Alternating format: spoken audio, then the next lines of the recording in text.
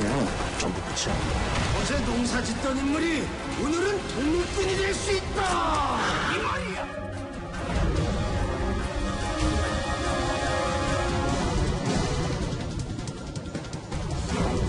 말은 준비됐어.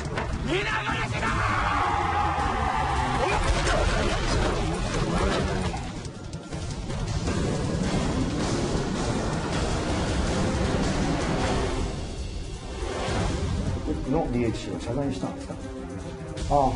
DHC の韓国の社長は勝手にやっちゃってね。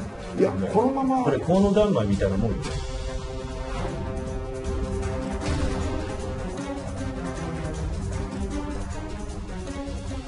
日韓関係に関する言説は事実に基づいたものや正当な批評であり、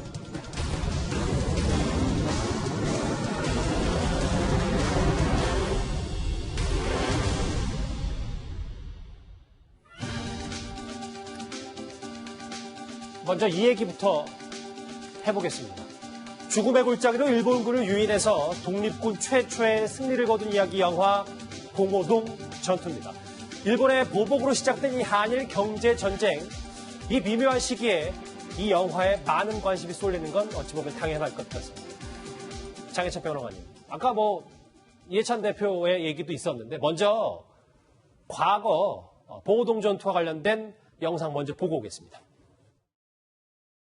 마지막 조정이야. 뱉으면 전부 끝이야. 전투가 얼마 남지 않았다는 소리 같아. 너는 쫓기는 척 추격대 하세요. 유인하라. 어제 농사 짓던 인물이 오늘은 독립군이 될 수 있다! 이 말이야! 아무래도 시점이 시점인지라 장혜찬 평론가님, 봉오동 전투의 관객 수가 점점 늘어나고 있습니다. 네, 사흘 연속 박스오피스 1위를 기록하면서 개봉 닷새 만에 200만 관객을 돌파했습니다. 변호인 같은 경우는 개봉 6일, 국제시장은 개봉 8일 만에 200만을 돌파했는데 변호인의 최종 관객 수가 1137만 명, 그리고 국제시장의 최종 관객 수가 1426만 명이었습니다. 1000만을 훌쩍 넘긴 영화들에 비해서 초반 관객 수가 차는 오름세가 훨씬 더 가파르다고 볼 수 있죠. 그리고 광복절이 남아있는데 아마 광복절 휴일 하루 동안 많은 가족 관람객들이 단체로 이 영화를 볼 것으로 영화시장 관계자들이 주시하고 있고요. 실제로 극장 관계자들 인터뷰를 봐도 3인 이상의 가족 관람객들의 관객들이 비율상 가장 높다고 합니다. 그러니까 한두 명이 가서 보는 게 아니라 가족이 단체로 보는 이런 교육용 영화처럼 자리매김하고 있기 때문에 아마도 무난하게 1000만을 넘을 것이라는 게 영화계의 관측입니다. 그렇군요.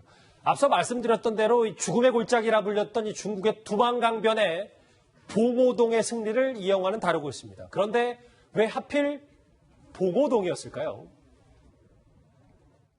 우리가 최종적으로 가야 될 이 봉오동이라는 데는 이게 지원이 없다면은 그대로 우리 무덤대 같아. 오늘 밤 봉오동 상촌까지 추격대를 유인할 겁니다.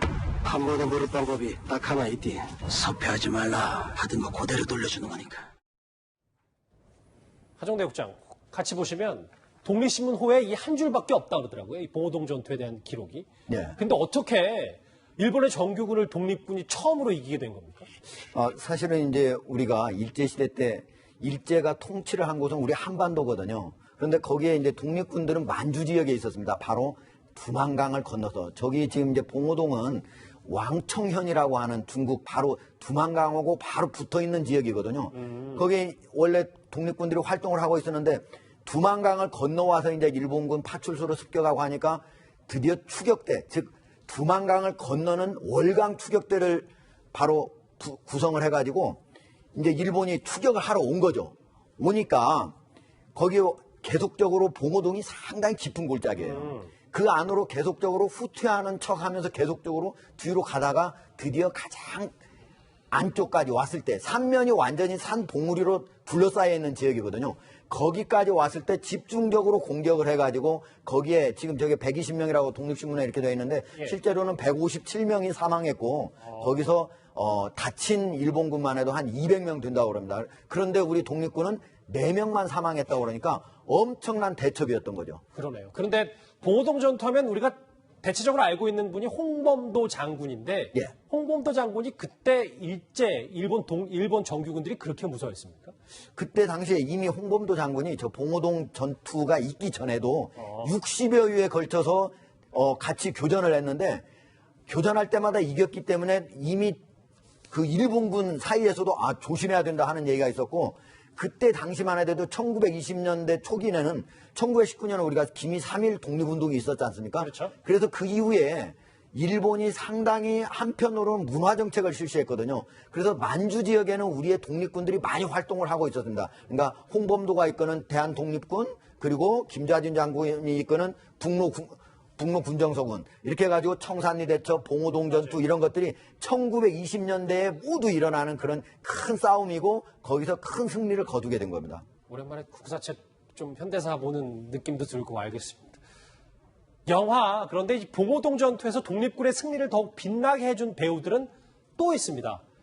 일본 내에서요. 이 매국노라는 비판에도 이 영화에 출연한 일본 배우들입니다.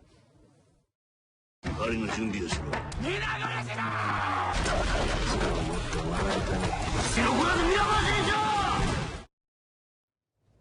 그래서 기타무라 가지키라는 일본 배우에 대해서 일본 한 주간지는 김태현 변호사님. 예. 신문에서 매국노로 몰릴지도 모르는 영화라는 단어를 썼네요. 그러니까 이제 왜냐면 이거 참 말씀드리면 그런 일본 입장에서 보면 어쨌든 본인들이 첫 번째로 패한 정규군이 독립군의 첫 번째로 패한 전투를 우리나라에서 만든 영화로 만든 얘기니까 예. 본인들로서는 잊고 싶은 치욕의 역사 아니겠어요? 그러니까 본인들 입장에서 잊어버리고 싶은 치욕의 역사에 굉장히 일본의 유명한 배우라고 합니다. 뭐 저 주간지에 따르면 NHK의 아침 드라마 주연으로도 내정됐다는 거예요. 그럼 NHK는 우리나라로 말하면 이제 공영방송 KBS 아침 드라마 아니겠어요? 거기 이제 주연까지 내정됐던 사람이 왜 이제 그 일본이 이제 지고 그다음에 한국이 이기는 우리에게 영광의 역사지만 일본에게는 그렇죠. 치욕의 역사인 영화에 왜 출연하느냐.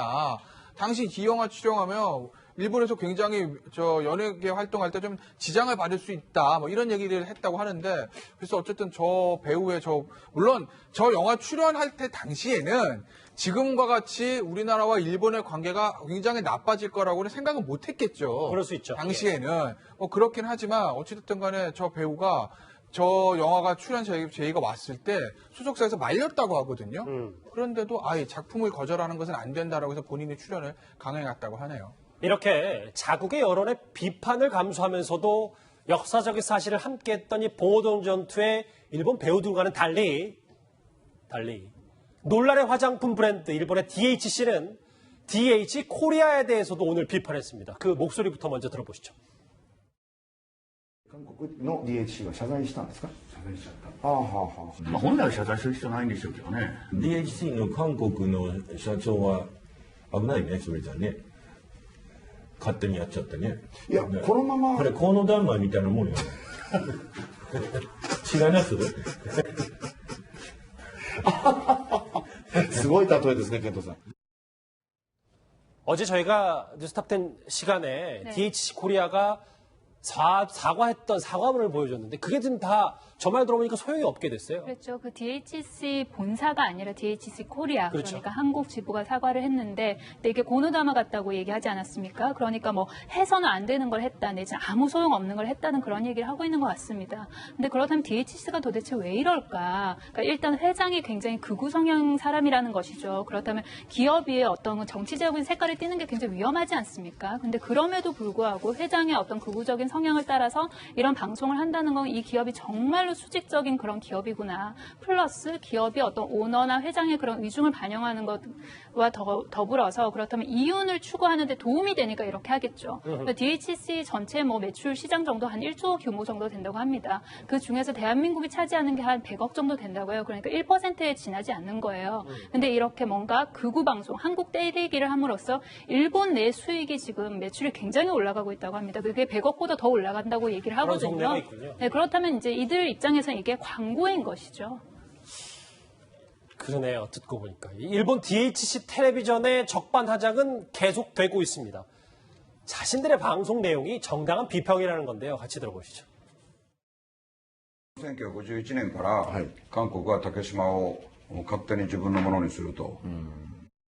当時、朝鮮人はですね、文字ですることができなかった。最初の教科書は東京の印刷で、日本人がハングルを統一して、この文字はこれにしましょう、これはこれにしましょう。日本人が本を統一して、今のハングルできたんです。弊社としましては、番組内のニュース解説の日韓関係に関する言説は、事実に基づいたものや正当な批評であり、すべて自由な言論の範囲内と考えております。現地スタッフと DHC テレビの番組内容とは直接何ら関係はありません。そうした常識を超えて不買運動が展開されることは言論封殺ではないかという恐れを禁じ得ません。 근데 저 얘기를 들어보면 강성호 부대변인은 이제 계산기 두드려보고 하는 것 같기도 하다는 말씀 분석도 해주셨는데 장혜지 평론가님. 또 제가 듣기로는 한편으로는 정말 저렇게 믿고 있는 것 같다는 생각도 들어서요. 이게 아무래도 DHC 그룹을 소유한 요시다 요시아키 회장의 성향과도 분명 관계가 있을 텐데요. 일본 내 언론 보도에 따르면 요시다 회장이 일본인이 시베리아에서 조상이 건너왔다. 그러니까 유일한 아시아 내부의 유럽인이라면서 서구 우월주의에 기반해서 아시아 최고의 민족이 일본인이다라는 그런 신념을 갖고 있다고 합니다. 뿐만 아니라 3년 전에 공개 인터뷰를 통해서 일본 내부에 있는 제1한국인들 모두 다 돌아가라. 이 제1한국인들이 부당한 영향력을 행사하고 있다는 그러한 발언도 서슴지 않았고요. 이 DHC 방송에서도 다양한 내용을 다루지만 이 아베 총리라던가 일본의 어떤 민족주의에 흠집을 내는 발언만큼은 절대로 용납을 하지 않고 있다고 하니까 물론 기업이니만큼 그런 이윤 추구의 계산기도 두려워받겠지만 더 무서운 건 이 회장부터 시작해서 DHC 그룹의 주요 임원들이 이 일본 제일주의, 우월주의를 실제로 믿고 설파하는 것이 아니냐. 더군다나 단순한 방송인이 아니라 저 방송에 방금 보신 것처럼 자민당 의원이 나왔잖아요. 우리나라로 치면 국회의원이 나와서 한일 관계에 파국을 초래할 수 있는 위험한 발언을 하고 있는 셈인데 이런 부분에 대해서는 단순한 한 기업에 대한 불매운동으로 끝내야 될 것인지 아니면 이 자민당 저 해당 의원에 대해서 우리가 외교적 항의를 해야 될 것인지 우리의 대응 방안도 좀 더 고민해 볼 필요가 있습니다. 근데 DHC 회장이 정말 아시아 유일의 유럽인이 일본이다 이렇게 주장을 했었어요? 이게 일본 진보 성향 매체 SNA에서 보도를 한 내용인데요. 이 매체의 내용을 우리가 인용하는 것이기 때문에 어떤 자리에서 저 말을 100% 했는지는 모르겠지만 3년 전 제1한국인 물러가라는 발언 같은 경우는 공식 인터뷰에서 기록으로 남아있는 발언이고요. 평소에도 이러한 일본 우월주의에 관련된 민족주의적 발언을 자주 한다고 전해지고 있습니다. 자, DHC TV도 지금 계속해서 이런 메시지를 내고 있는데 일본 정부의 움직임, 주목할 만한 움직임이 또 하나 있습니다. 하정대 국장 저와 같이 보실 텐데 일본 대사에 강경파가 내정됐다. 도미타고지 주한 일본 대사 내정자. 일본 외무성은 대표적인 미국통이라는데 이 의미에 대해서 좀 설명을 해봐야 될 것 같아요. 예, 뭐 미국과 이스라엘, 유럽 이런 데서 많이 이제 근무를 했으니까 미국통이라고 하는데 사실은 이제 그 노무현 정부 때는 우리 한국 대사관에서 주한 일본 대사관에 근무를 한 적이 있으니까 또 지한파 중에 하나라고 볼 수가 있습니다. 다만 이 한국에 있는 그 일본 대사관에서 근무를 하게 되면 그 이제 관료들이 대개 이제 둘로 나뉘고 하나는 약간의 혐한파, 하나는 좀 친한파 이렇게 나누는데 저기 잠시만요. 지금 일본은 중간이 없는 겁니까? 이렇게 극단적이에요. 이제 되게 하다 보면 그렇게 많이 중간이 없이 이렇게 나뉜다고 그래요. 근데 이제 도미타고지 같은 경우에는 좀 이제 혐한파 쪽으로 좀 기울은 그런 사람, 그러나 그렇게 강경하다 이렇게 말하기는 좀 어렵다라고 얘기를 하고요. 그런 측면에서 우리가 뭐 무조건 막 강경파다 이렇게 몰아붙이는 거는 맞지 않을 것 같습니다. 그런데 그렇게 사실관계를 짚었다고 하더라도 이 도미타 내정자의 장인에 대해서 오늘 엄청난 화제가 됐습니다. 장인. 그렇죠, 예. 사실은 이제 장인 얘기를 우리가 이제 하는데 장인이 유명한 동경대 법학부를 나오고 유명한 어떤 그 작가였거든요. 작가였는데 여러 일본에 보면 금각사, 가면의 고백, 우국 이게 이제 일본에서 아주 잘 팔린 그런 유명한 소설들인데 이런 걸 쓰면서 특히 우국이라는 소설을 쓰면서 아주 그 일본의 아주 극우 쪽에 아주 그쪽으로 이제 조직으로 같이 가입을 하게 됐고 1970년 11월에는 자기 자신이 일본이 평화헌법 미국이 만들어준 거 아닙니까? 평화헌법의 가장 핵심은 뭐냐면 일본이 자유대는 있지만은 먼저 무력을 침략을 받기 전에는 무력을 사용할 수 없다거든요. 이게 평화헌법인데 이거 잘못됐다. 이렇게 하면서 할복 자살을 했습니다. 아주 일본에서도 아주 극우파 중에서 강경파로 이렇게 알려진 사람인데 장인이 그랬기 때문에 장인의 영향은 분명히 받았을 겁니다. 그럼에도 불구하고 사실은 이제 자유민주주의 체제에서 이게 무슨 연좌제도 아니고 그 장인 때문에 뭐 이거 뭐 아그랭함을 거부하자 이런 얘기도 뭐 어느 쪽에 있는가 본데 그 사실은 외교관이라고 하는 거는 대통령이 특명 정권 대사거든요. 자기가 어떤 생각을 갖고 있든지 최고 책임자인 국가의 최고 대통령이라든가 아니면 총리 이 사람이 하라는 대로 하는 겁니다. 그 정부의 주장을 전달하라고 하면 전달하고 상대국에서 이런 얘기 한다고 하면 다시 전달하는 거거든요. 그러니까 자기 자신의 성향이 그렇게 중요치 않다.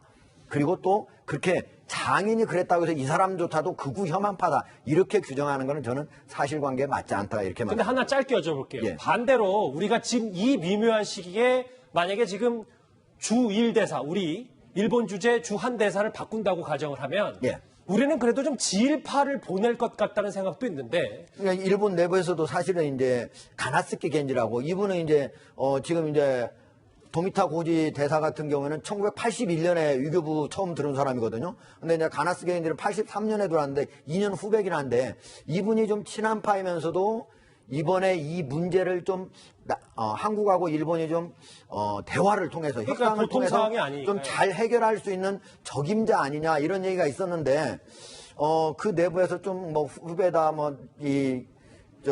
아직 좀 안 됐다 이런 얘기가 있으면서 결국은 이 도미타 대사로 바뀌었다고 하는데 좀 그 부분이 좀 아쉬운 부분이긴 합니다. 알겠습니다. 새 일본 대사 장인의 정체 얘기까지 일본의 경제부 관련해서 DHC의 적반하장 그리고 일본 정부의 외교 움직임까지 짚어봤습니다.